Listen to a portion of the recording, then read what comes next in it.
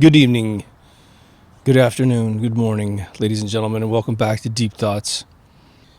Today we're going to discuss the battle of realities, because something really cool has been going on for the last 2 or 3 years on YouTube. I know it's technically been going on probably since we've all been born. And I want to first start off by saying we are all the winners. Before we debate anything, before we get anyone to see our side, we have won as a community of this planet. And how did we win? What finish line did we cross? That we have reached a point where we all had our, minds closed, which is in the past. And then recently, and I mean recently in perspective to man's history, we have opened it back up again for debate. I take notes, little tiny notes in my phone between episodes that are just basically topic lines. That's it. No facts or anything like that typically. But I had 2 entries, which was where are we? And the other one was battle of the realities. So I thought, hey, let's mix them all together. I can check off 2 off my list. So what are the different realities that we typically talk about? Now, of course, there are a million impressions of each one of these. There's a lot of different motives for each one of the observations or beliefs about where we are. The most popular being heliocentric ball in space, infinitely small, infinitely insignificant to the rest of the universe, and it is suggested that only man's ego makes us believe anything otherwise. There is the Pangea drift, which has been, again, shoved down the brains of children even when I was a kid, which is that the whole continent system was all together and the ocean was here, and that geology and physics and reality have been completely fucking suspended, and they've ripped apart and they float on the water, so to speak, with no evidence of that. The other theory that was taught up to about 1965 is expanding Earth theory, which completely matches the plate growth that we see in the Pacific and the Atlantic, and accounts for pretty much everything that we see in terms of mountainscapes, why inland plains of the United States have tons of seashells and that sort of thing, but no large sea creatures. So as long as you've got a globe in your house, regardless if you secretly believe in expanding Earth or Pangea drift, the community at large will come into your home and, oh, that's a pretty globe. Where'd you get that? Ba, ba, ba, ba, ba. And you're in the in crowd. You feel better about yourself. I mean, what is the in crowd? Just to digress and take a pause for a second. The in crowd is sort of like someone throwing you a life preserver when you thought you were going to drown, and you know that everyone who's cool is not going to drown, so now you're not going to drown and you feel a hell of a lot better. Sort of the way it works, because it's usually an act of desperation to be in the in crowd, simply for the sake of being in the in crowd, not because you coincidentally might believe that you're correct scientifically. But then again, if you've just adopted other people's theories for your theory, then even if you're right, you don't actually believe that you're as right as you could be if you would venture out and research things for yourself. Do a little bit of math, do a little bit of logic.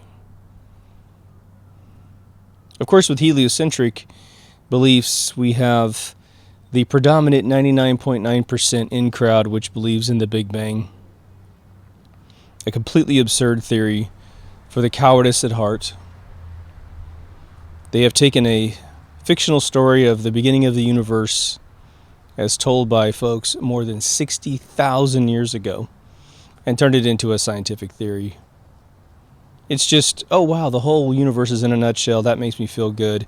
Don't want to be up at night thinking about how this thing could just simply have existed. We'll get into that too. What's the next alternate theory? Because we're going to do 3. The next is the 500 plus year ago theory that the world is a flat plane. I think most models, and I didn't know this until recently, which is sort of shocking to me, is that the flat Earth thing as portrayed to me as a child, maybe it's the Kansas rock albums or whatever, was always a square, and that you just fall off the edge. The water's just being held, which is why when I was a kid and I saw the ocean analogy falling off the edge of the plane, it was like, well, of course it can't be flat because the oceans would drain. Not realizing that for several thousand years, starting about 500 years ago, that it was a disk encapsulated by ice. And I think that that is pretty amazing for multiple reasons. One, I wasn't with Captain Cook. I don't know if the guy truly traveled 60,000 miles around the Antarctica. If he did, and then maybe it is a disk that's enclosing us. And again, we've just been duped to believe that it looks like a globe, right? That it's meant to look like a globe. And that way, again, we're in a container that makes sense to us, but it's a facsimile of what we see when we look into space, even if that exists, okay?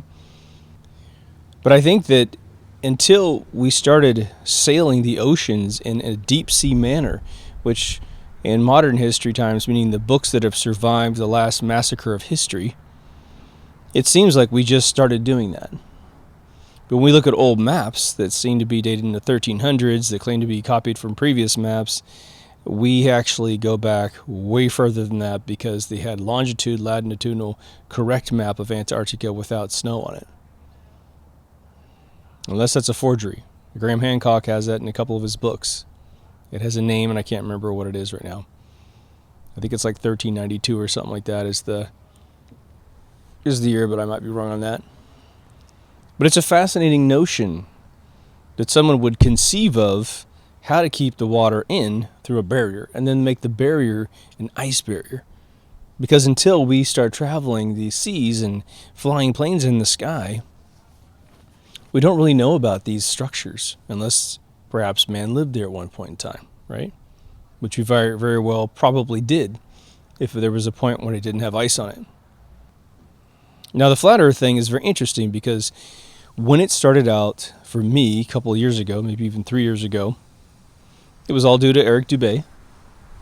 Hats off to that guy, regardless of whether or not he's completely right about what he says. He does an immaculate job of presenting his case. He's a great debater, and I think that probably one of his biggest contributions is shining light on paleontology. Like that's been a real epiphany that these things simply don't exist. Dinosaurs. We'll do an episode on that this year for sure. One of the unsung heroes that Dubé has put together is one regarding Christmas, which you just absolutely have to watch. Although his channel keeps getting taken down and put back up, so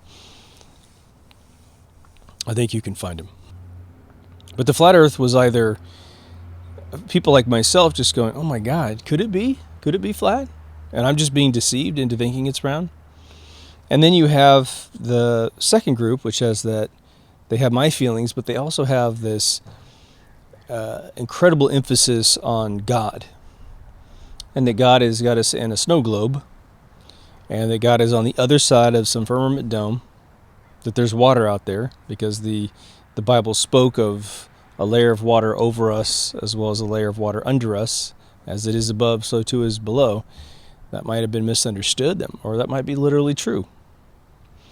There's a lot of footage out there that is misconstrued as being dome footage. There's a rocket that went really high and then it all of a sudden stopped spinning. And a lot of folks that didn't look up rocketry and the actual schematic for that particular experiment, they didn't realize that the rocket actually throws out a sling and stops it from turning. And this allows parachutes and things to work properly, because if you have the rocket and it's spinning at some incredible rate and you try to put out a parachute, obviously it's going to tangle that thing up in a split second. So you must stop the spinning. Plus you can't get good photographs and all that kind of stuff. So that was not a rocket hitting some water dome. Okay. If you hit a dome of water and you're in an atmospheric container, you're going to pierce oxygen into water, and there would be bubbles and all kinds of stuff. And so everyone can relax on this. So you do have a lot of folks with, I would say, strong biblical knowledge, but sort of lacks scientific knowledge. Now they're coming up to speed really quickly, which is nice. You know, we as humans don't typically research something until we need to know it, right? But for some, the flat earth thing means firmament dome. It doesn't mean aliens created it or other humanoids created it. It means God created it, and that's it. It's just human beings and God. And obviously that makes us the center of the spotlight, thus the most important thing in the universe. Now, when you think about that for 1 second, if you've ever raised children or been around children, and I mean really young kids, you know how they love to be the center of attention. There's some kids that need that. They're little princesses, regardless if they're boys or girls. They need to be the center of attention. They go out of their way to put their hand on the face of the other kids and push them down, steal their toys, whatever they got to do to be front and center for you, right? This helicopter wants to be front and center. For me, there's a little bit of that feeling with the religious side of the firmament dome, and that we supposedly have to be the center of attention. You know, we can't just be an equally important being in the universe. We have to be the most important being. And maybe we are, you know? Hell, I don't know. But it's good that we're talking about it. So what's the third and final one we're going to talk about today? Well, it's the one that cuts through all the others. It is the trump card of all trump cards, if it is truly the way that this works, and that is called the Matrix. The Matrix is very interesting because it is the most malleable theory that could control the entire universe, because it can be anything that it wants to be, right? You could have unicorn head, minotaur center body, and, you know, pigtail at the end, all colored in rainbows and stripes, and tastes like a red hot candy with sweet and sour in it, right? For any of you younger folks that have seen Minecraft, the video game, it's sort of like that. Little kids building things. And so some things make no sense. Some things are beautiful castles. Sometimes you can run through one. Sometimes others are just nonsense. The Matrix is the notion that we're inside of a computer of some sort. Whether we have a human body and we're looking at some VR goggles with their eyeballs, which may be why we always say the eyes are the windows to the soul. Maybe eyes are the only part of our body that actually punch through to this reality, which is why, if you go back to my season 1 exercises, if you are with another human being that you feel very special with, whether it be a family member or a loved one that's like a spouse or a partner, stand in front of them, feel their amazement, make sure they're feeling your amazement, right? And then do an experiment for me. Hold your two fingers together. If you're watching the video, this is how it works. Touch your fingertips together such that you block the eye socket of the other person. And tell me, once you cognitively can feel how wonderful they feel to you, block their eyes and tell me the percentage of drop that you feel in terms of a loss of connection. I did this at a party once to a professor at a film school, and she had me teaching at the school about a month later because it blew her mind how powerful this example is. She said, "Where did you get that?" And I said, "I made it up." And she goes, "Wow." So our eyes are something extremely special. If you're really good at reading human beings, it's because you typically look people in the eye. People who are nervous and look away, they're typically the weirdos of the world. They feel awkward to you because they're never really making an established connection with you. I don't mean they're bad people by any means. And as soon as they learn how to stare into someone's eyes during a conversation, I mean, you don't have to be kooky about it, they start to plug in a little bit better. With the Matrix comes some very interesting concepts that we've covered on the show. One, we have this interesting dual meaning phenomenon. I completely took it a different way. There's the NPC thing that's flying all over the internet, the little gray face thing, and you're not allowed to show that gray face icon, otherwise they will demonetize your video.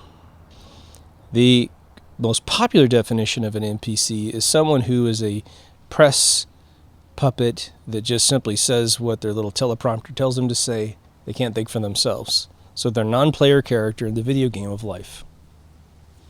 Then there's my definition, which takes it much further than that, which is we seem to have folks that are completely disgustingly evil running this planet in every corner of this planet. It is very difficult for us to point in a direction and say that person is good and for the people of this planet. I think in the last 2 years, 5 years, we've identified some folks that are trying to push their way in and get us to a good state. But then again, we haven't seen the whole game play out. So we don't know if there's someone that they're unaware of that's hiding behind the fence that's evil and waiting to take over as soon as they get done with their job. But isn't it strange that we have pedophiles and murderers and all this other stuff running the world? And they get away scot-free, right? The Podesta brothers murdered a girl in Portugal at the Freud house. They were identified positively through sketches, but no one's willing to try and extradite them and detain them. It's horrible. We have Joe Biden pinching little girls at the White House, pinching their boobies on camera. Go look it up. Joe Biden, pedophile. We have Robert De Niro hanging out with a spirit cooking woman. Well, she's a complete Satan worshiper. She is literally the grand master of Satan worshiping in this world. Lady Gaga hangs out with her too. Katy Perry is in a contest to be the best Luciferian Satan worshiper on this planet. Hey, I'm not into this stuff. I'm not sitting around thinking, I don't read my Bible every day to figure out where my life's going or where your life's going. I don't believe Jesus ever existed, but I'm telling you, these people do these things and they're getting away scot-free. I think it feels a bit like the villains in the show Westworld. Literally created to see if the species that is real in this world will rise up and defend themselves, which is us, right? Nobody likes it to happen on their watch, of course. That's why a lot of people deny conspiracies, because they don't want to wake up the next day with the obligation to do anything different. They want the world to be wonderful. And so they tend to adopt a reality that best fits their constitution and their willingness to have an open mind and willingness to be wrong. That's the other thing. I just mentioned 3 realities. Unless it's the Matrix, then the other 2, well, the 2 of these are wrong, right? You're either in a round ball, flat disc, or if you're in a Matrix, it could be anything. Now, before we go any further, let's just say this. We are the folks that can have an open conversation.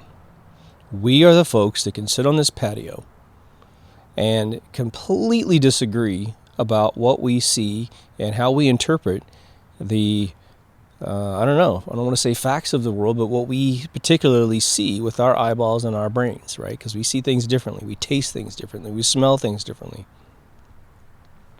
We feel things differently, both physical and emotional, right? But let's make sure we're that group of folks. We're open-minded. We're not going to get angry. We're not going to shut off the video and start typing about how stupid everyone is who doesn't believe what you believe. It's very important. These are the kind of people that we need to be if we're going to rebuild this world and do it right. Isn't it interesting how flat and round actually have physical models that explain a lot of the belief system of either system? The way the sun comes up and goes down, the way the moon comes up and goes down. Both sides have an explanation for how that behaves. Now, it is obviously a fact that most people that are that shun flat Earth instantaneously are folks that haven't researched it more than a few minutes, right? People give me shit all the time for supporting both sides of the argument. And again, in the background, I'm thinking Matrix, right? They give me shit for being an equal opportunity, open-minded person who's not going to get all butthurt that someone believes something different than I believe. It's because that's who I think I need to be as a human being for the rest of my life. Not just for now, but for the rest of my life. Now, if there were little tourist trips where I could get in a rocket and go way up and see the whole Earth rotate right in front of my very eyes, then yes, I would completely relinquish any thought process that it's at least a flat disk. We still could be in a matrix. But then again, matrix is one of those advanced theories that you have to be very careful with, because you can jump into the matrix theory and then you can completely just disavow everything. Now, even if you're in a matrix, the idea is you need to understand why the programmers of the matrix made the world the way that it is. We're still in a pretty much cause and effect system, right? If you don't eat, you starve to death. If you get hit by lightning, you usually die. So there are hardcore rules and regulations and algorithms that are going on every single split second of the day that hold you together. So you have the added extra burden of understanding the second level of it all. Now, which side of the flat or round Earth, and I don't want to create a competition here, but I think this is a fairly valuable exercise to keep in mind as you debate these other realities. Which one has explained more of what we observe? The flat Earth model or the round heliocentric Earth model? Regardless if the Earth grew, an expanding Earth, or whether or not it was always this shape. I think it's pretty insane to think that things are just the shape they are, and then that's it. They don't grow or anything, but maybe it does. We see what when we look out at night? We see the sun, the moon, we see planets. Again, you can use a 10,000 power reflector telescope that you can buy at an astronomy catalog somewhere. You will see the dot on Jupiter in your backyard. You will see the rings of Saturn. You will. Okay? But you see stars and you see the Milky Way. Now, one of the things that I want to remind the listeners is that those images of hundreds of spinning galaxies that you see, those I believe are only obtainable through massive telescopes that either NASA controls or governments control. And I personally have never heard anyone say they've looked through and they can see those. In fact, I've had someone that was fairly deep into that sort of research that said, I've never seen those, but I've gotten those photographs given to me, so I'm not sure if they're real or not. It does seem strange to me that we're in this gigantic galaxy and we can just have no problem staring out of it.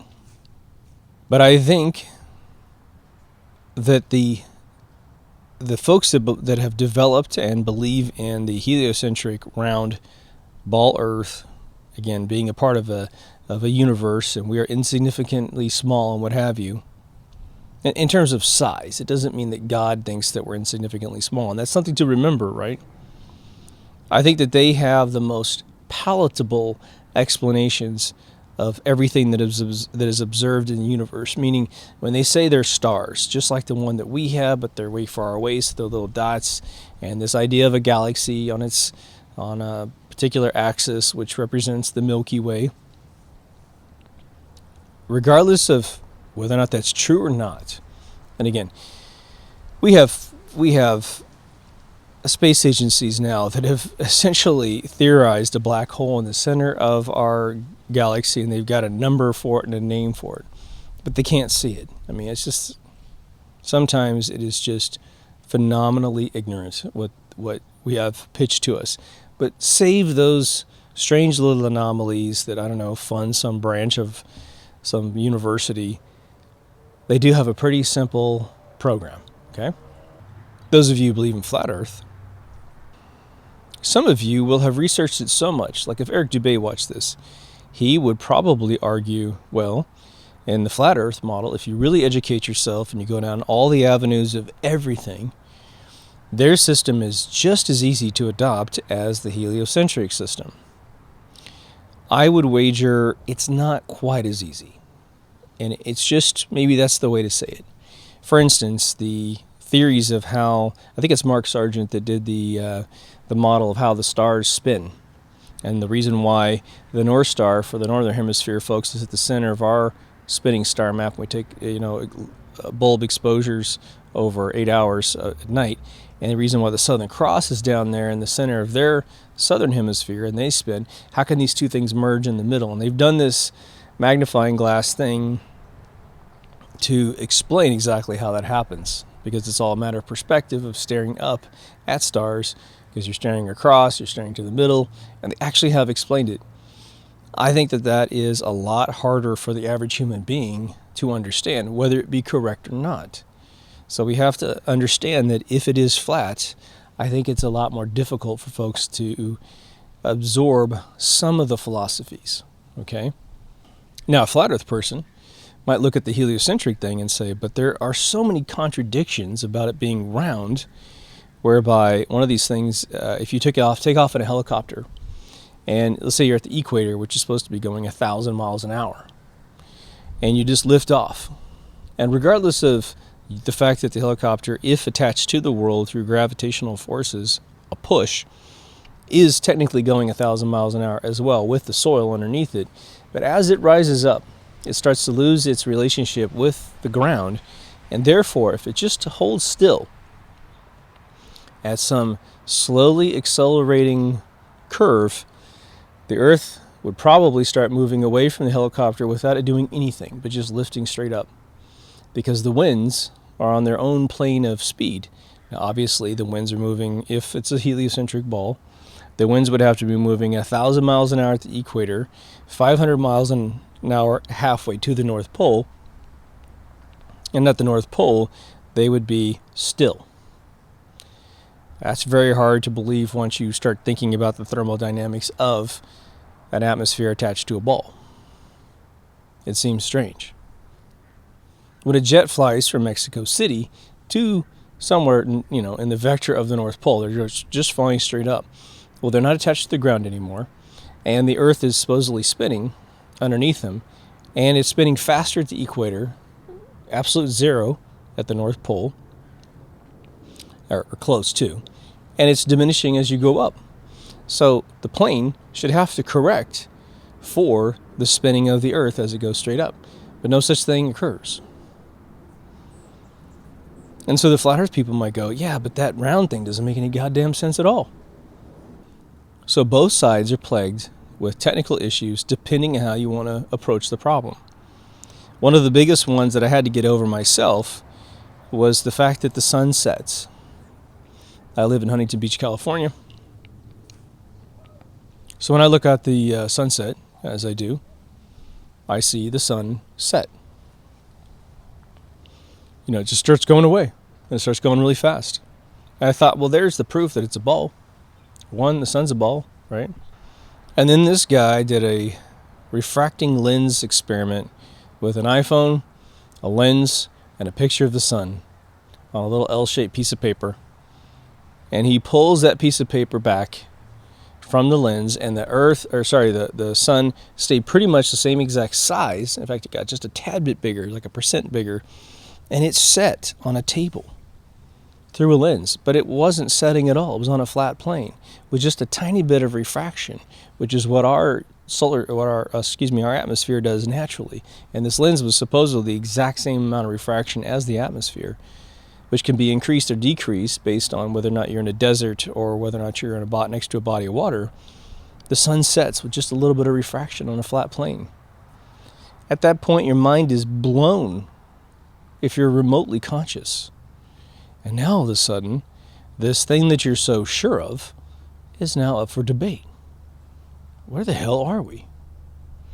Now, a lot of NASA fanboys come into the equation, and they're usually, again, they sweat a lot. They eat too much food. I don't know what the deal is. But they come in and they don't want to hear anything. And they have been told by their mommy and their daddies and other fanboys that they're completely right about everything they've read. They've read every coffee book about science they could possibly get their hands on. They've never entertained anything other than official stories their entire lives, and I mean in every avenue of everything. Aspartame's good for them. They brush with extra intense fluoride toothpaste, and so they're just docile to the system, right? But they come in and claim that NASA has proven that the world is round. We've been to the moon. We're currently on Mars with several devices, reconnaissance satellites, 2 rovers, and they're bullies. They're big fat bullies that haven't been punched in the chin and knocked the fuck out, right? And as soon as that happens, they'll calm the fuck down, but it will never happen for most of them. It's only something bullies, deserve once in their lifetime. But then you start going, go on Google and look at all of the pictures of Earth. Just bring them all up. And tell me, what do you see? You see a bunch of goddamn fakery. There's at least 8 shots that they have submitted over the years of Earth, and it is utterly laughable, these shots. In North America, it covers 2/3 of the Earth's surface in one case, super green, super blue, weather systems that are duplicated like Photoshop brushes. The Apollo 17 blue marble shot has a screwed up Red Sea, depending on what year you get the photograph. The last super clean shot of the Earth was a composite, and they admitted it. These ridiculous time-lapse GIFs that went out with the moon crossing in front of a satellite. I mean, just pathetic. Pathetic attempts to convince the masses that they have a full grasp of deep orbit, which they don't. The Peter projection map. No one's accounted for the fact that the continents are all different shapes than the globes represent, than Google Earth represents, and that NASA represents in their photographs. How's that possible? So we have our own sort of like Antifa within the organization. What about the Matrix? What evidence do we have that we live in one? Because it's an alluring thought, because if you understand what a Matrix could be, I mean, you could watch the movie Matrix and say it's just like that. Well, what is that? That is a human body stuck in some particular plane. We just talked about this. And they've jacked into the consciousness of that being to give that being the reality that we see. All 5 senses, plus all the other ones that we don't recognize, right? But what are some of the potential places where the Matrix has been revealed? I think the Matrix is something that we see predominantly on the personal level. Maybe a ghost is a sign of a Matrix. Maybe the Mandela effect is a sign of a Matrix. If it is not truly an organic thing, if it is not a result of group consciousness, a consensus reality, as my other episode entitled the same thing suggests, which is that we all sort of regionally come up with our realities as human beings. We're hive-minding our reality, which is slightly different than a hive mind in a different area, because as the mediums of communication increase, we get on the same page. You go back and you have books that go overseas between 2 countries, between 2 regions, and as they learn to speak their respective languages, they're adjusting their perception based on what the book says Europe looks like. But say you haven't been to Europe. Let's say you're in Europe and you haven't been to North America.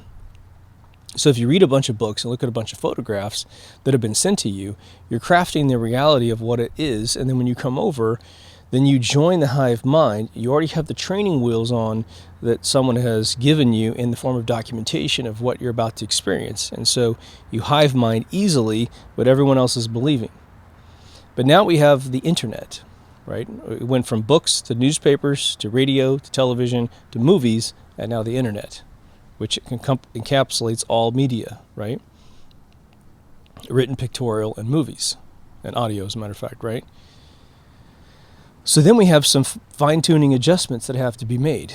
Eli Whitney's a white guy from Yale, not a black guy who picked cotton, which is the way I remember it. We have Luke, I'm your father, versus No, I'm your father.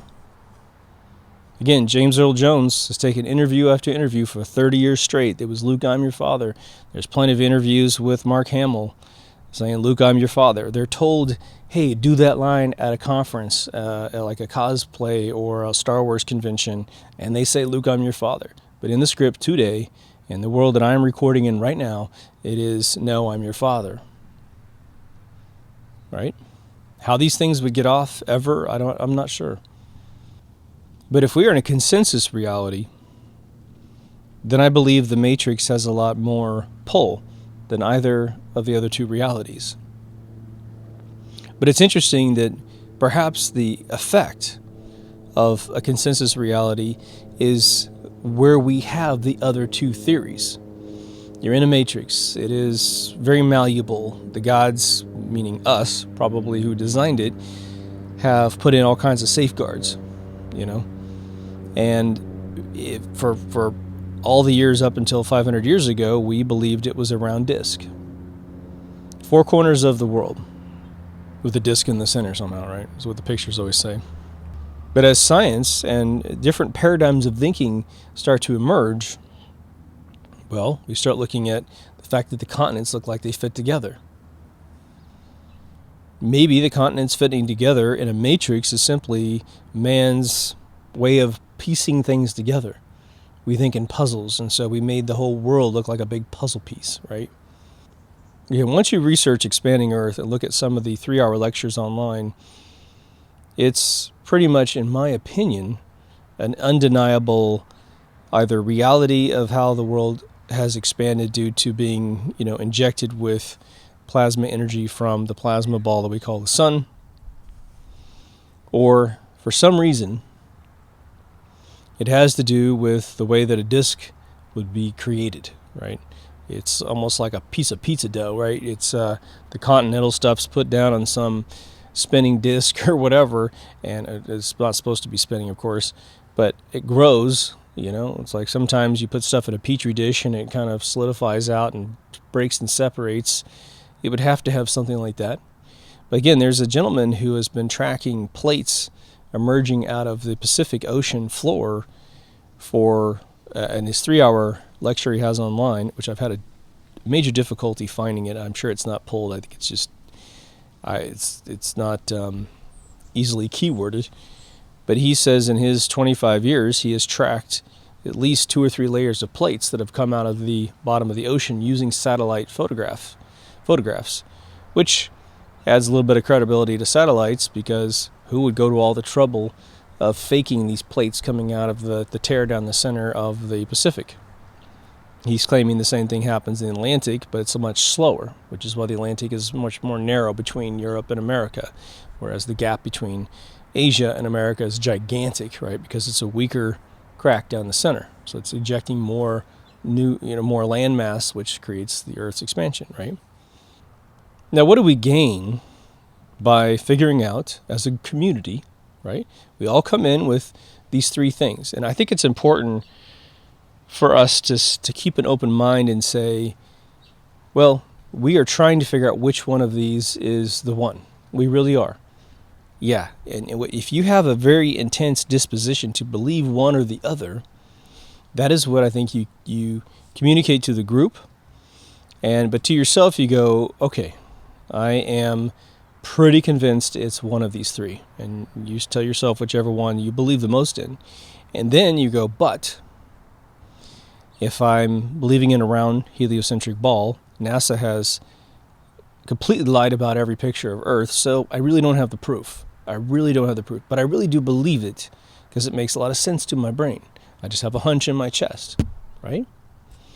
Then you have the flat Earth disk thing, and you may feel like you've had all the, a lot more proof. We've got these lakes in Russia that freeze over. That I think there's one that's 104 miles long, and they've been able to shoot a laser down the lake, and it still hits the target in a straight line. They can look in a telescope and see the other side, which you're not supposed to be able to see. I live in Huntington Beach. The Catalina Island is straight off the coast from where I am. You can see the docks from here with a zoom camera. You can, and you're not supposed to be able to. It's supposed to be I should be able to see just the tips of this place, but I can see the whole thing. It's 25 miles out there. And yeah, that's standing at sea level. standing in, we have a place called Crystal Cove. You can look it up on the map. It's right down, if you go down to the beach, it's right down on the water, okay? But you can go to Huntington Beach and just stand on the sand down there, and you can still see it. The Bay Area, San Francisco, they have 3 gigantic bridges. And in fact, I think they have 4, right? Embarcadero, San Mateo, the Bay Bridge, and San Francisco Golden Gate Bridge. And people have gone back far enough such that the pylons that hold up the bridge are supposed to be over the curve. And when they zoom in and zoom in and zoom in, there's the bottom of the pylon. It's crazy. There is a video where someone was at some tropical resort and they shot their camera across the tropical resort, and you cannot see the bottom of the hotels. It's still not as curved as it's supposed to be, but it's definitely curved. Maybe because of the water, the lens effect that we saw with the sun pulling back is what's causing us to not be able to see the bottom, because it's refracting the light. In The Matrix, there was an amazing thing that they put in the movie. The Wachowski brothers did an amazing job with this, which is déjà vu. Déjà vu. What is déjà vu? You have a premonition of what is about to occur in your near future. Now, there are false déjà vus that will occur. I'll give you one of the examples I've given over the last 3 years, which is when I was a kid and you had a telephone, you didn't have any cell phones, I would be reading a book. And this is when it usually happened. And I would go, oh my God, the phone's going to ring. And then it would ring. I thought, oh my God, I've had a déjà vu and I have felt the future. What I now believe had occurred was that I was so in deep concentration into my book that the first ring went into my head. I didn't consciously realize it, but I subconsciously realized it. Then my brain floats the information up to my consciousness and I go, oh my God, the phone is ringing, not it's going to ring, right? But I've had a true déjà vu where I predicted the future and it occurred, and it stunned an adult in the room, okay? Some of you have heard this. If you're OG listeners, there's a prize for you guys. I was I think I was 11 years old. I just moved to Massachusetts. I was upstairs unpacking my stuff. It's broad daylight. I'm in a house. It's a duplex, but the same family owns both sides. There's a business on the left and house on the right. The mother was downstairs cooking macaroni and cheese. The young 5-year-old was outside playing in the yard, and that was it. It was the 3 of us. So I got done pushing my stuff in these cardboard boxes, which was my makeshift dresser when I was first there. And I get up and I go downstairs and I turn the corner and I'm going into the kitchen. Now I walk into the kitchen and I have a head rush. Now, technically speaking, it could have been a legitimate head rush. I was hunched down, putting stuff in a box. I'm a small person, you know. Actually, about 11, I was a little over 5 feet. But I get up, turn the corner, and I go down the stairs, and I turn the corner. And I'm not having any déjà vu, I'm not having any lightheadedness as I'm going down the stairs, which usually, in my experience with lightheadedness, like if I pop out of bed too soon and rush into the bathroom in the morning, sometimes I'm like, whoa, you were just down for 8 hours, chill out, you know. But I had distinctly this super purple vision. I used to get this all the time as a kid, and I do not have it as an adult, which is very strange.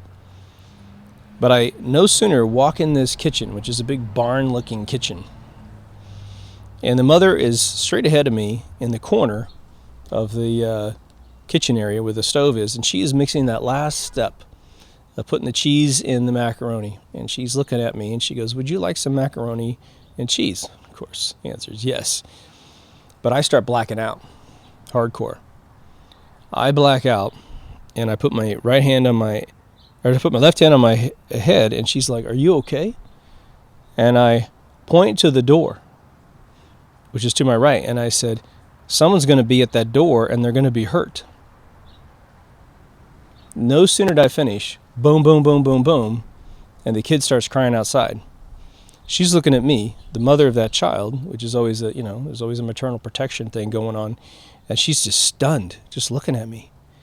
Sure enough, the dog bit the kid on the stomach so bad he had to be rushed to the hospital to get stitches.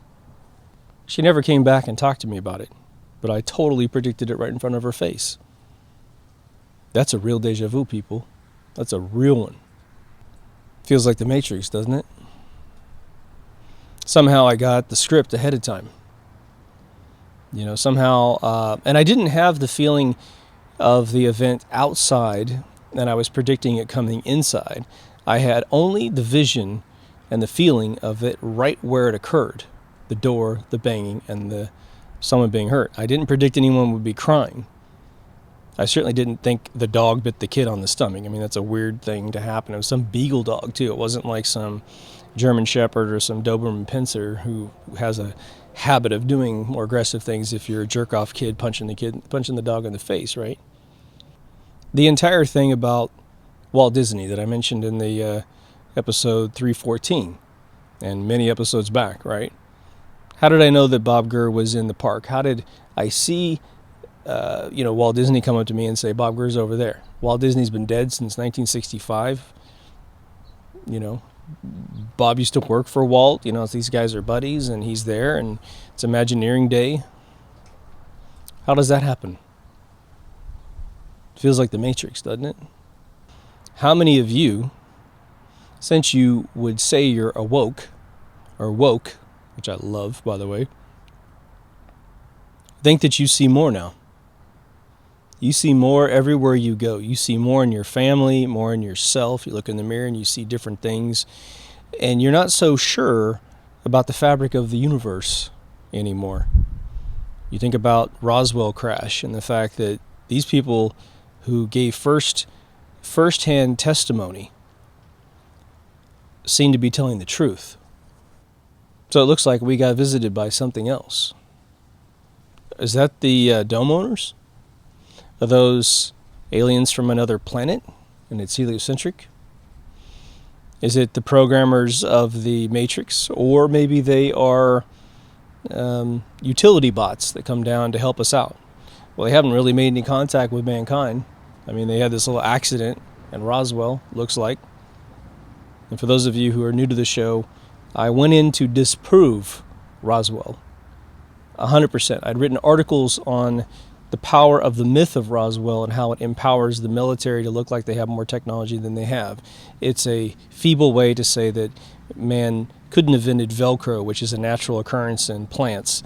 We couldn't invent fiber optics, but we knew that glass has moved light instantaneously for thousands of years, and we extrude every single substance that we have through holes. We do it with I-beams, we do it with everything. So making glass lines or glass pipes, little tubes, is something that was naturally occurring anyway. Now the silicon chip is definitely a stroke of massive genius. I don't offhand remember the gentlemen or the women that contributed to that, but that is unbelievably amazing. But so is an automatic transmission block in a car. It's just as equally amazing. And I don't believe anyone's claimed that the UFOs came down with automatic transmissions. It used fluids to change gears, right, to pull a clutch off and go to the next gear and the next gear. Unbelievably brilliant technology if you've ever seen one. Now, I'm in a very unique position with this show because I do read your comments. I don't get into every single debate that's out there because, when you guys reply to each other, I'm starting to get notifications of those as well. But it's hard to follow all the sub-conversations. I listen to all the sub-conversations, and I am not seeing anything conclusive in any one of these realms. I see great evidence for all of the realms of our reality. Do I wish that one would take the lead over another? I'm not convinced I do. I should, right? I should want to know exactly where we are, and that's it. Because I believe we are a symbiotic being. I think that regardless of where we are, there's a lot more to this game than just any one of those three realities. They always tell you, especially if you read Kurzweil's garbage out of the Singularity Project, and I mean garbage, man. He is so positive that he understands human consciousness. He is so positive that we are controlled by our brain, as in the gray matter and the synapses that are in our brain. And you hear me talk about increasing your synapse by using your mind and that kind of stuff. I do think that we are a vehicle that taps into the soul energy that is part of the entire universe, the stream of consciousness, or the river of consciousness that Philip K. Dick talked about when he wrote. It is another way of describing the river of consciousness that supposedly Nostradamus would see when he looked into the flame of a candle. Now, whether that guy was real or not, I don't know, but Philip K. Dick was very real. Philip K. Dick had massive predictions in his lifetime, okay? And one of the reasons why I'm so flippant about the fact that I don't believe the brain is all of our consciousness is that some of you have seen the gentleman, and there's several of these people in the world, but there was a gentleman, I think, here in Los Angeles, but I could be wrong about the city. He was a victim of a shotgun blast to the head. And you can look at, I'll probably try to find this photograph for you guys. It's pretty, he's all healed up, like he's got his skin back on his head. But he lost at least a third of his skull, third of his front of his head. There are various illnesses, and I can't remember the exact illness that causes this, but there's a surgery where they remove one half of your brain. And I mean the top half of your brain, one left side of your brain or right side of your brain, and you're paralyzed in the opposite hemisphere of your body for a little while until your other half takes over the part that's paralyzed. Again, according to all of the Kurzweil kind of people, you would be permanently damaged and there wouldn't be any way to recover. For the individual that lost the top front half of his head, he would have lost his frontal lobes. Well, that is tantamount to a shotgun lobotomy, but he's fine. He's in videos. I've told this story a couple times, and I wish it was 1985 again, and I could get this gentleman's name and have a sit-down conversation with the guy. But my grandmother one of my grandmothers was a teacher for 5th grade for 36 years. Absolutely loved by her students.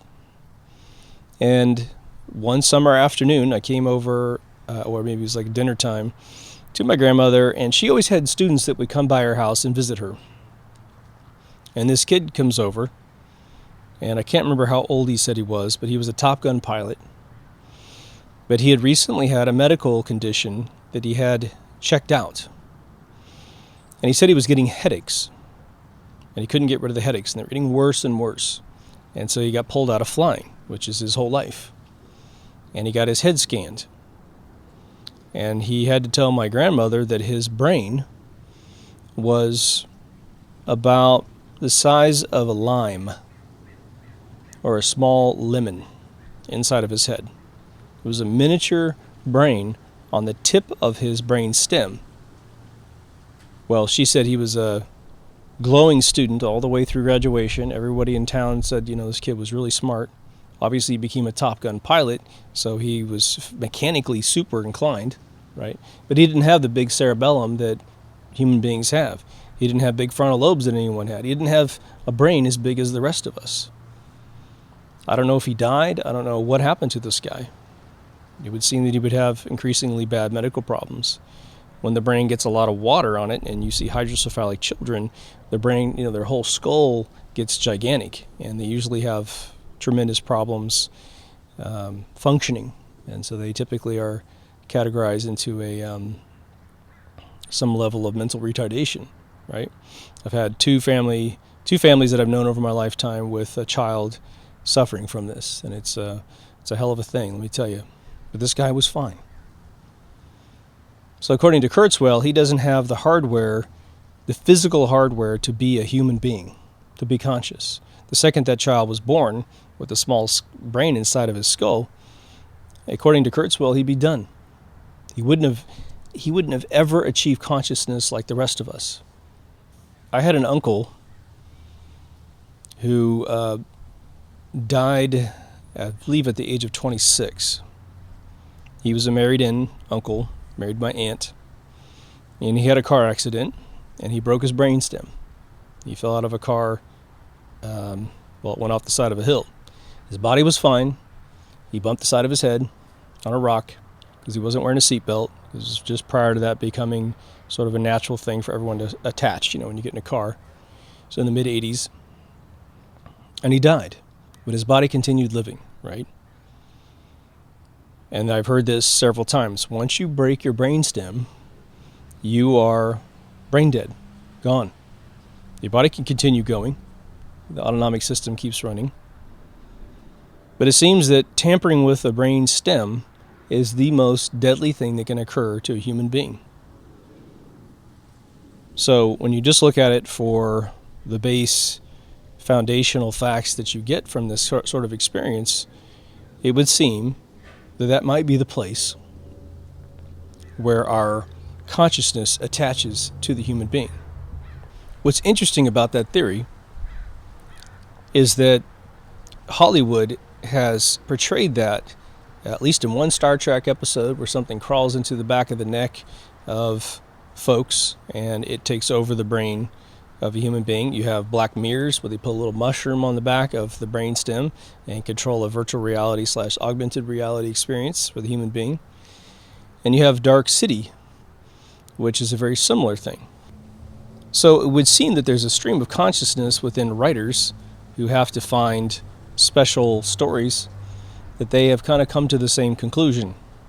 The base of the brain stem, which attaches to your nervous system, is this critical point. Those who study the pineal gland understand that the pineal gland sits right on top of the brainstem. But those of you who have recently discovered that the pineal gland under certain angles looks very much like the decorative eye that is the Egyptian eye with the makeup and all that. As if they realized, and they always did, they always knew that there was this inner eye, which is with the cobra right in front of your third eye of your forehead, right? The gurus of India believe in a third eye right here in the center of your forehead, that it goes right back into the pineal gland and gives you extra sight. More of the spiritual realm, right? So I believe that there's clues all over the place that sort of, I don't know, maybe makes the battle of realities moot until we can figure out what's right here inside the human vessel. I just found a video of a little girl talking to someone on the telephone. I mean, this little girl is maybe a year and a half. She has full speech capabilities. And I mean, she was speaking like she was 30 years old. And that's no exaggeration. I'd put it in here, but it was probably copyrighted at some point. But this little girl is having a conversation, and she is imitating, she's not only speaking beautifully about where she went today and where she's going, but she's imitating some people that she had actually spoken to earlier in that day. And she is mocking, someone who uses the word like a lot, right? Like this, like that, like this. And it was brilliant. And so I sent this around to a few of my friends just because it's cute as can be. And what unanimous thing did I get back in return? That is a very, very old soul, isn't it? Reincarnation. I got an episode on it if you're interested in it. The idea is that the Christians will say that reincarnation doesn't happen because that's a violation against God. Well, again, what do Christians try to sell you? Salvation. How do they do it? They take your money, especially the Catholic Church. So if you think you're coming back, why do you have to pay for salvation? You're coming back. God supposedly spends a lot of time creating this universe as a big amusement park ride, but it's heinous to ride it twice. In China, you have to get permission to be reincarnated. In the Hindu world, you get reincarnated. In the Tibetan world, you get reincarnated. People who try to control your brain don't want you to have these thoughts. Now, one of the toughest things that I'm going to close on is this. I always tell you to go with your gut instinct about truth. That you have a feeling when you believe something that is true, and you have another feeling when you believe something that has been portrayed to you as true, but it's false. I'm always telling you that you're made of complete truth. You are. If you weren't made of truth, then you'd have an algorithm inside yourself that is false, and then that would not operate properly, and you would unravel as a human being. You'd unravel physically because the laws of physics that hold the universe together wouldn't work right, and you would unravel maybe spiritually. It doesn't happen that way. You're fine. When I see someone all butthurt about anything that has been claimed as true, whether it be the moon missions, a round earth, a flat disk, or a matrix, or other theories, I think I'm smelling fear. Now, if I came up to you and I said, what's your name? And you told me your name. And I said, no, it's not. You'd look at me and go, yeah, it is. I know my name. I've been called this my entire life. I know it's not. I start pounding you and pounding you and pounding you. You're going to think I'm nuts. Now, if I continue to follow you around like the cable guy, you're going to go, get the hell away from me, and you'll get angry. But up until that point, if we're just sitting in a room, you're just going to think, man, this guy is crazy. He's trying to tell me I'm not who I am. I think the way that we view people that disagree with us about things very vehemently is that we have to kind of pull back and go, maybe this person's afraid that it's true. We didn't go to the moon, you know? Now, you will hear me be very flippant about folks that believe in the Big Bang. So I'm not very friendly with folks that toss that in my face and say, you just totally don't understand things. For me, that's very similar to someone saying that Jesus existed because they read the Bible. Well, let me read the Bible to you and prove to you that this is real.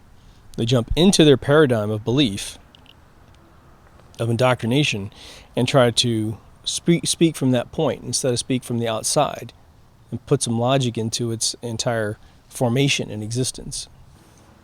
If you're a Big Bang fan, the thing I would suggest that you do is look up on YouTube every single lecture of Joseph Campbell, and especially his lectures on the myths of the creation of the universe. Because of all the people I've seen debate these things or speak on it, he has one of the most gentle souls of any person I think who's ever lived, who had to refute common belief systems within the world. He was very kind, very generous with the way that he chose his words. He was able to speak to an entire class that most likely believed different than him upon entering his class, that maybe they had different beliefs when they left. But he didn't make anyone feel uncomfortable in hearing the old myths of man. And again, the one lecture I saw, I studied him like crazy when I was getting into screenwriting because people pointed me in his direction. It's just important to know where we've been, to know where we're going. If you're going to write screenplays that deal with such matters, you need to have a good foundation, and he is one of the most ultimate sources of this knowledge. But he tells the story of creation, and what's interesting was he never mentioned the Big Bang that I can remember. But what he was explaining was the Big Bang. God woke up. God was a sleeping creature, and he woke up. And when he woke up, he exploded. And his explosion of his body sent all the particles into the universe. And the first version of the story was that it landed on the planets. And we are his pieces and parts. But the planet was already here. And then eventually someone challenged whoever was passing down that story orally with, well, where did the sun and the earth come from? And they retold the story, well, that came from God as well. That was his belt buckle or something. I think most of you know, who are hardcore listeners, that science has become a religion. Big capital S. You are evil if you don't believe what the scientists say. But science in general, as a religion, has completely stagnated. Right? Again, when I was researching things as a kid, you would read that every 30 years or so, the entire paradigm of mathematics, of physics, of cosmology, all changed. In fact, medical science, psychological science, it all changed. The philosophies of how to deal with the incoming data changed, right? In psychology, in the last 10 years, we've had super epiphanies about PTSD. We finally understand how it occurs. And now we're able to come up with therapies that have over 80% success rates. We know what TMS is, back pain and body pain that is created through psychosis, through feelings that are very repressed inside of our minds. Some people were abused as children. Some people just had traumatic PTSD type moments. And when that hard memory comes back to the conscious mind, the mind starves muscle tissue of oxygen, creating pain to then thwart your mind, from having that emotion. And so through psychotherapy, they have over an 80% success rate of getting rid of all back pain and muscle pain that is created through your brain. But how brilliant is the brain to do that? It's phenomenal, right? I just watched an episode of Frasier where he had back pain. He got up on his birthday, and his birthday was racking his consciousness. He was realizing he's alone. He doesn't have a female companion, and he had massive back pain. They never mentioned TMS, but it was in the mid-90s when these clinics were starting to open, so whoever wrote that episode understood the science that was coming around that time. I think the year was 1999, actually. One of the analogies I like to think about when I think about man's open-mindedness and the rewards for having an open mind, for me, relate to the settlers of America, especially in the 1700s and beyond. What happened? A bunch of Europeans came over and obviously, unfortunately, massacred the indigenous Native Americans that lived here. Once you can get past that history, they started migrating west, not knowing how far it's going to be before they hit ocean. Now, my family started in Virginia in the 1630s and managed to make it to Kansas. One wing, I guess, went up to Seattle, but that was much later in the 20th century. But they went to Kansas. They were farmers, and so they found a place that was completely like their homeland, which was Germany. And I guess one place in England, but we're not sure if they ever spent much time in England. But some people kept going, didn't they? They looked at Kansas and they're like, this is okay. But, I'm looking for a bigger brand of macaroni. Let's keep going. Now, the Donner Party paid a heavy price for doing what they did. But people kept going and eventually got to the coast. And what did they find? A beautiful coastline. Where I am, I think it's one of the best places I've ever been on the planet, where it has heavy industry and beautiful coastlines. So you can get employed and enjoy a nice life. It's tough. California's tough. But when I meet folks in here, having originated from the Midwest, and I've been in California for over 30 years, I now see and meet people whose families go back 100 years or more. And there's an interesting thing about them. There's a ruggedness about them. There's a beauty about them too, which is interesting. Their family had the insight to keep going for something better. When they reached the coast, well, what are you going to do? Go across the ocean? Nah, why? This is beautiful, and I'm going to stay here. I'm going to build here, right? What's great about Orange County is that it encapsulates some of the best cities, most beautiful cities that California has to offer. Now, Malibu's obviously very pretty as well. God bless them, and the fires up there. But it's fascinating. Their families got in here early. Their families bought a little plot of land for nothing. There's the amount of stories I have of family members that I know in this area, not of mine, that bought a plot of land for $35,000, put a house on it down in Balboa Island before anyone really realized that you could actually live there. And now that piece of property is worth anywhere from $2 to $5 million, depending on where it is exactly. That's phenomenal. They gave their family a real estate empire just with a single piece of property, and some of them were smart enough to buy a lot of property. They also lived in a beautiful area where the weather's great, average temperature 73 degrees. I'm sitting in 73-degree temperatures while the East Coast is canceling all of their flights. Houston just got snow today. Interesting, right? I think that's how we need to be with our perception of reality. Keep your mind open. Keep searching. One, we want a very thorough understanding of what could be before we decide what is. How long will it take before the average human being can prove to themselves whether or not this is a flat disk, a round ball, or a matrix? Well, whether or not we can prove it's a matrix, that's a tough one. That's the toughest one of them all, because it would be a simulation that is designed to simulate whatever reality the designers have come up with. So maybe not. I'm not sure. Maybe a Hadron Collider could prove it. I don't know. I hate to have someone push Control-Alt-Delete on the whole thing, right? And we're both in it, right? But I think within the next 50 years or so, probably definitely within 100 years, the average human being will gain the access to look at the world from at least 10,000 miles away. Whether it be through robotics, where we can't actually live in the Van Allen belts, but we can put a robot up there that we all trust. The space agencies that exist today are dissolved through their exposure of fraud. And a new space agency exists where we put a camera on a vehicle built by the people, for the people, and it launches and it goes into orbit, and the camera never turns off. There's no silent phase bullshit. And then eventually it creates enough distance in an orbital pattern that you get the view of Earth, right? But if we close our minds and we adopt one of these paradigms and we don't push everything that we can push forward, what's going to happen to mankind? We might live for thousands and thousands of years in a complete make-believe universe, never understanding where we are, never getting the answers to these questions.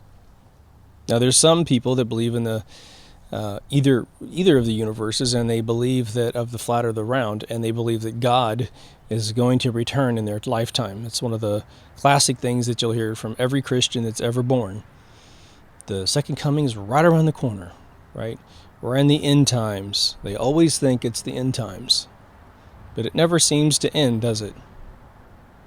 If there's an omnipotent being that is the universe, that we refer to as God most often, then you can assume, I think, that that being would have complete mathematical understanding of the universe. That creating a temporary instance of a life force in a container, on a ball, inside of a bigger container called the universe, that he, she, it could, before creating it, deduce where it would end up in a final state.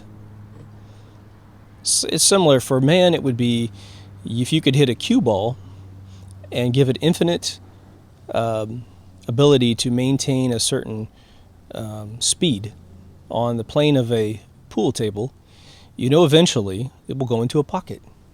It just will. And we understand that as human beings. That's a simple one for us.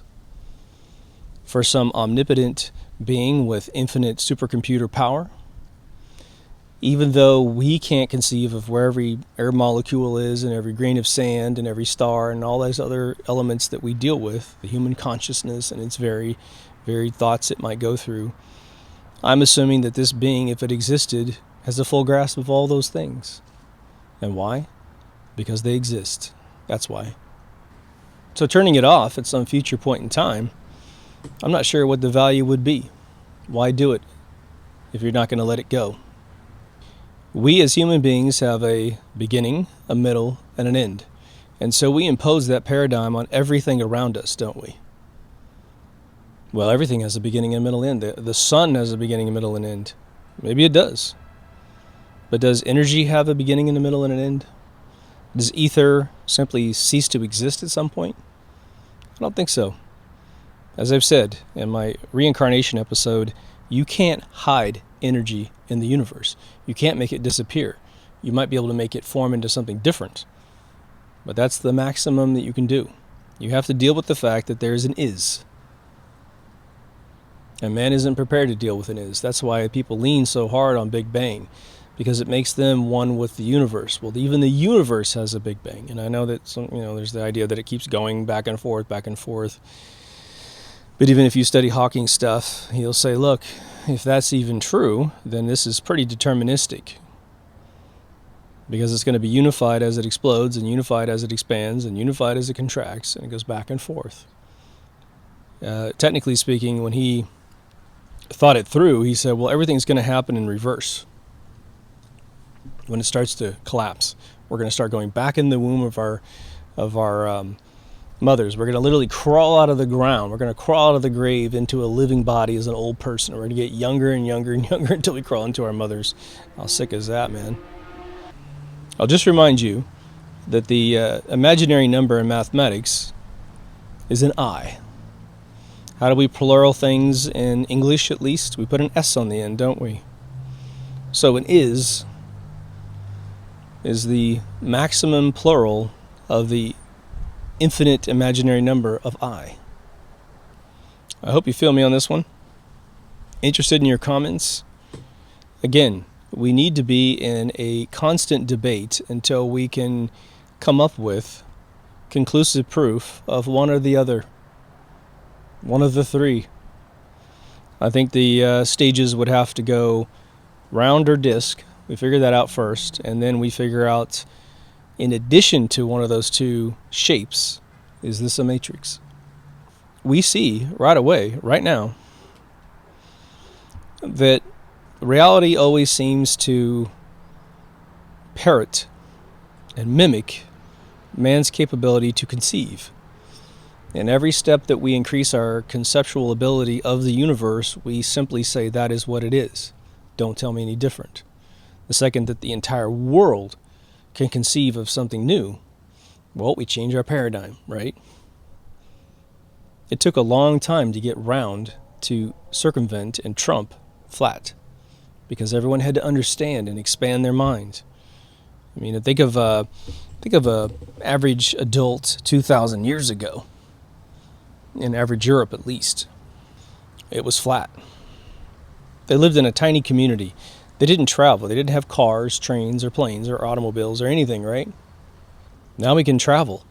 Now we can go to Europe and Australia and Asia and Russia and India and all these different locations. South America, North America, Africa. So we know there's other places that exist, and that helped us expand our minds.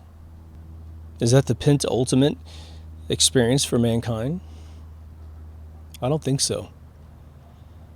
Those that have died and seen something else and come back to life, they have a different belief as well. Now, there are folks that, I do want to touch on this for a split second. There are folks that have even reported in the comments that they have friends that have passed away that saw nothing. And I had a friend of mine that had the same thing in the Bel Air Country Club. He had a heart attack, and essentially his heart wasn't pumping. His brain was still working, but he was revived through a defibrillator they had on the wall, and he lived to see another day. Had some heart surgery. And I talked to him about it, and he says, man, I saw nothing. He goes, I just went to sleep, and I saw blackness, and then I woke back up again. But he goes, it really felt like nothing had occurred. So some people will be concerned about that who previously believed there's something afterwards, or they were keeping their mind open, and they heard a friend of theirs say, man, there was nothing. My only caution to you about writing off the afterlife after having that conversation is that maybe they weren't as dead as you thought they were. And just because a doctor pronounces you dead doesn't mean they have a full grasp on where your consciousness is and where your brain's functioning is and all that kind of stuff. I think there have been enough people that have documented, especially recently in the last 10 years, their experiences from decades ago to just recently. And again, I had, in the last year of mine, I've had secondhand knowledge of a very close friend of mine was telling me about two of their friends that had accidents, had passed away, had floated away from their body and started going towards some center consciousness. There was no Jesus, there was no religious paradigm to speak of any kind. And they came back to life, and this person told me that these are two close friends of her. And she told me, she goes, they were angry that they came back to their bodies. And I said, whoa, that's a new one, right? I said, why were they angry? And she said, because they said that the other side was painless and beautiful and perfect. And they never felt more content in their entire existence than when they were drifting away from their body. They could see it, and they went off into the universe. That's a first for me to hear that. But that actually has more validity to me than someone saying they see the stairway to heaven sort of thing, right? Even that beam of light story that you hear a lot doesn't have any religious connotations. Believing in a central consciousness, well, once you understand that everything that's alive is absolutely gorgeous, you start to realize we have designers, right? I saw this funny spoof. There's the guy online that does a spoof on documenting various creatures of the world. He's a brilliant dude. But it was on the dragonfly. And once you start seeing the designs of insects, it's just phenomenal. But everything he's ever covered has been gorgeous. All the animals he's ever covered have just been brilliantly designed with paint jobs and color schemes. And, I saw one on a pigeon the other day, and I always thought pigeons were like, rats with wings because they're annoying. They shit on everything. But this pigeon had the most beautiful feathers. It had like a purple neck that turned into green and turned into gray. It was just unbelievably gorgeous bird once you pull it away from the New York setting of crapping on your black car, right? So there's a lot for us to learn. The key is to keep the open mind. The key is to regulate your anger. You don't need to go through the Kubler-Ross thing yet. You don't. When we think we've got absolute bona fide proof from an agency that we recognize as a truth-telling organization, maybe then, if we had a thought that was different than the information coming in, we have to divorce ourselves from our previous paradigms, right? I think that's it. If you haven't been to deepthoughtsradio.com, that's a jump-off point. There's audio, video, a locked Facebook group, and a Patreon page. For those of you who support the page in any way, shape, or form, I appreciate you very much. Please come back for more. There are another 80-some episodes to do this season. We'll get to it. I'm in a good phase where I can crank these things out and get my work done at the same time. So we'll be steady for a few months here. Anyway, take care of yourself and someone else, and I'll see you in the next Deep Thoughts. Over and out.